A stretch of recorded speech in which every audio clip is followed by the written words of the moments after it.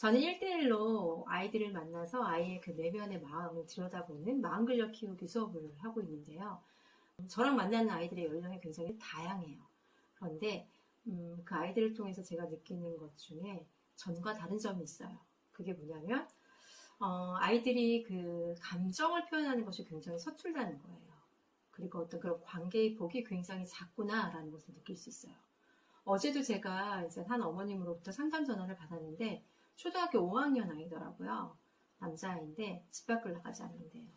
그리고 엄마 아빠는 이제 뭐 직장 생활 때문에 바쁘시고, 근데 좀처럼 어떤 친구랑 소통하는 것도 보지 못하고 점점 아이가 말이 없어지고, 또 학교 생활에서 있어서도 어떤 그 관계 속에서 자신의 감정을 이야기하고 소통한다던가 이런 것들이 굉장히 힘들어서 이제 그런 부분에 대해서 도움을 받고자 이렇게 연락 주신 분들이 있는데, 이 어머니뿐만이 아니에요. 연령을 막론하고 굉장히 다양한 아이들이 자신의 감정을 표현하지 못하는 것, 그것 때문에 어려워하시는 부모님들이 많이 있으시거든요. 근데 왜 그럴까 하고 제가 이렇게 좀 들여다보니까, 저 어렸을 때만 해도 골목 안에서 왜 우리 그러고 자랐잖아요. 언니, 오빠, 뭐 친구들하고 같이 부대끼면서 싸우기도 하고, 놀기도 하고, 또 화해하기도 하고, 타협하기도 하고. 그런데 요즘 아이들은 그런 관계가 사라졌어요. 놀이터를 가봐도 아이들이 있던가요? 네, 맞아요. 아이들이 없죠. 거의 3, 3, 5 앉아서도 휴대폰 보고 있는 아이들이 거의 대부분인데, 아이들이 그렇게 끈끈하게 뭔가 서로의 감정을 주고받으며 관계를 소통할 수 있는 기회가 전혀 없어요. 그래서 종종 질문을 하면 키케야 엄마, 아빠, 뭐 형이나 동생이 있는 아이들, 그러니까 그 관계가 거의 전부예요. 그래서 이 아이들에게도 친구가 있지만 제가 느끼는 그 친구에 대한 느낌과 그 깊이와 온도가 우리 아이들하고 다를 수 있겠구나. 결국 문제는 아이의 문제가 아니라요. 전반적으로 이 변화된 이 사회의 분위기, 그래서 아이가 학교에서고 학원에서고 무리 속에 있지만 그 아이들과 깊은 관계를 형성할 수 없는 그런 사회적 분위기가 우리 아이들을 더 외롭게 하지 않나라는 생각이 들어요. 결국 감정을 표현한다는 거는 관계 속에서 그 경험을 통해서 쌓이는 거잖아요. 어디 가서 그 감정 표현하는 스킬을 배울 수 없죠. 그죠? 네. 그래서 그런 폭넓은 관계를 형성할 수 있어야 되는데, 우리 아이들의 환경 가운데서는 그런 걸 좀처럼 경험할 수 없다. 그래서 그 느껴지지 않는 감정, 경험하지 않는 감정을 어떻게 말로 표현할 수가 있겠어요? 느끼지 못했기 때문에 곱씹어 생각해 볼 수 없고, 또 곱씹어 생각해 보지 않은 감정은 또 자신의 감정으로 다가오지 않고, 그것을 또 내가 아닌 다른 타인에게 표현한다는 건 더욱이 아이들에게 굉장히 어렵겠죠. 네, 그래서 저희 같은 경우에는 그 책을 읽고 항상 아이들의 생각을 물어봐요. 너라면 어땠을 것 같아? 너가 저 박쥐였다면? 너가 코끼리였다면? 너가 저 할머니였다면? 넌 어떻게 생각해?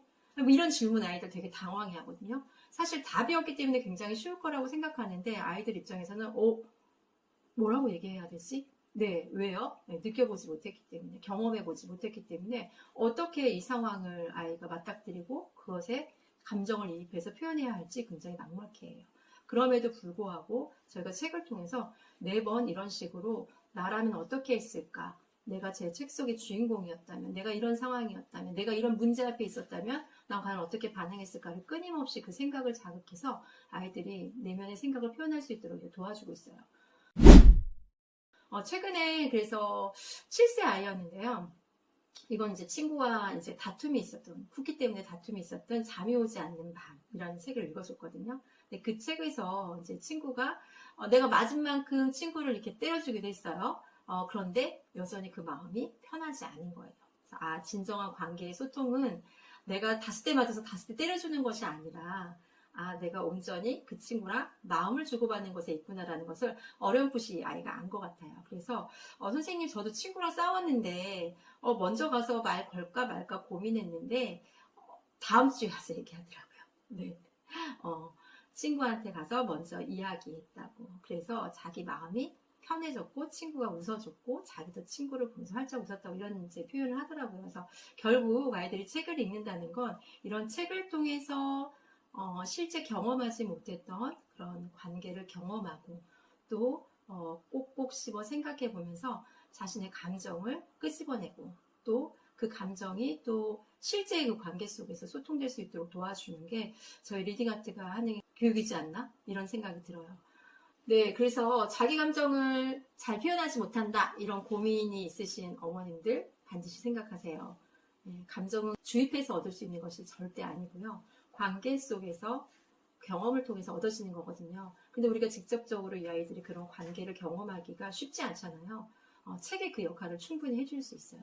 수많은 책들, 그 책이 각가지 주제를 갖고 있고 또 갈등의 구조를 갖고 있고, 이런 것들을 통해서, 책을 통해서 아이들이 객관적으로 그 상황을 들여다보고 또 나라면 어떻게 했을까 생각하고 감정을 이입해보고, 그러면서 자신의 생각을 다듬어보고 그것을 자신의 언어로 표현해보고, 이런 훈련이 되다 보면 언제 어디서나 조금은 자신감 있게 또 자신의 감정을 정확하게 표현할 수 있는 그런 아이가 될 수 있을 것 같아요.